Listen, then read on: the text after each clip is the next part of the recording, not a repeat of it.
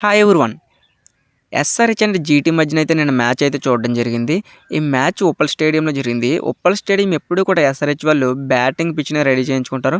కానీ వాళ్ళు batting fail అవ్వడంతో బౌలింగ్‌ని నమ్ముకుండి బౌలింగ్ పిచ్ అయితే రెడీ చేయించుకున్నారంట, ఒక స్లో పిచ్‌ని. కానీ ఇది ఆళ్ళ నిర్ణయం ఆళ్ళకే బెడిసి కొట్టిందని చెప్పుకోవచ్చు. వాళ్ళు తీసుకున్న గోతిలో వాళ్ళే పడ్డారు. ఎందుకంటే ఎస్ఆర్‌హెచ్ బ్యాట్స్‌మెన్స్ ఒక బ్యాటింగ్ పిచ్‌లో ఆడడానికే తడబడినప్పుడు బౌలింగ్ పిచ్ మీద ఎలా ఆడతారని వాళ్ళు ఆ నిర్ణయం తీసుకున్నారనేది నాకు అర్థం కావట్లేదు. ఎందుకంటే ఎస్ఆర్‌హెచ్ బ్యాట్స్‌మెన్స్ ఈ మ్యాచ్‌లో కూడా చేతులెత్తేసారని చెప్పుకోవచ్చు. దీనికి కారణం మెయిన్ జీటీ బౌలర్స్ అయితే చాలా అంటే చాలా బాగా బౌలింగ్ చేశారు. ఈ బౌలింగ్ చూసిన తర్వాత ఎస్ఆర్‌హెచ్ బ్యాట్స్‌మెన్స్ అయితే ఎక్కడా కూడా పుంజుకోనివ్వలేదు.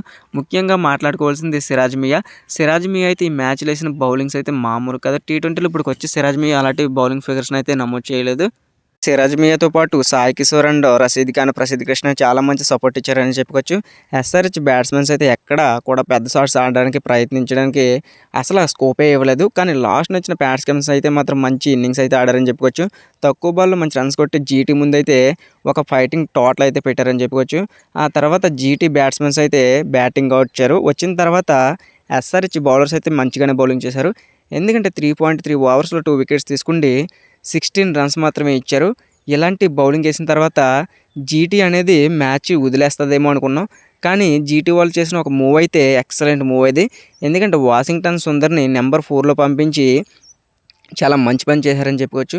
ఎందుకంటే నెంబర్ 4లో వేరే బ్యాట్స్‌మెన్ వచ్చి బాల్ డాట్ ఆడినప్పుడు గానీ, లేకపోతే వికెట్ పడిపోతే గానీ, శుభ్మన్ గిల్ మీద చాలా అంటే చాలా ప్రెజర్ పడను.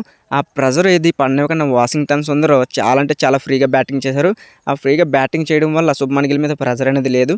ఆ ప్రెజర్ లేకపోవడం వల్ల శుభ్మన్ గిల్ కూడా చాలా ఫ్రీగా బ్యాటింగ్ చేశారు. అందుకని మ్యాచ్ అయితే జీటీ వాళ్ళు చాలా కంఫర్ట్‌గా గెలిచారు.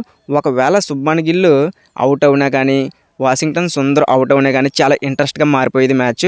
ఈ మ్యాచ్‌నైతే జీటీ వాళ్ళైతే మంచి ప్లానింగ్‌తో వచ్చి గెలిచారు. ఎందుకంటే ఒక బ్యాట్స్‌మెన్ ముందుండి ఇన్నింగ్స్‌ని నడిపిస్తూ ఉన్నాడు శుభ్మన్ గిల్. ఇంకో బ్యాట్స్‌మెన్ అయితే ఛాన్స్ తీసుకుంటే అయితే భారీ భారీ షాట్లు కొట్టడం జరిగింది. అందుకని జీటీ వాళ్ళు చాలా కన్విన్సింగ్‌గా ఇక్కడ గెలిచారు. నేనైతే ఈ మ్యాచ్‌లో ఎస్ఆర్‌హెచ్ వాళ్ళు గెలుస్తారనుకున్నా. కానీ జీటీ వాళ్ళు అయితే ఎస్ఆర్‌హెచ్ వాళ్ళకి షాక్ ఇచ్చారని చెప్పుకోవచ్చు. రాబోయే మ్యాచ్‌ల్లో అయినా సరే ఎస్ఆర్‌హెచ్ వాళ్ళు మంచి మ్యాచ్‌లు గెలవాలని కోరుకుందాం. జై హింద్.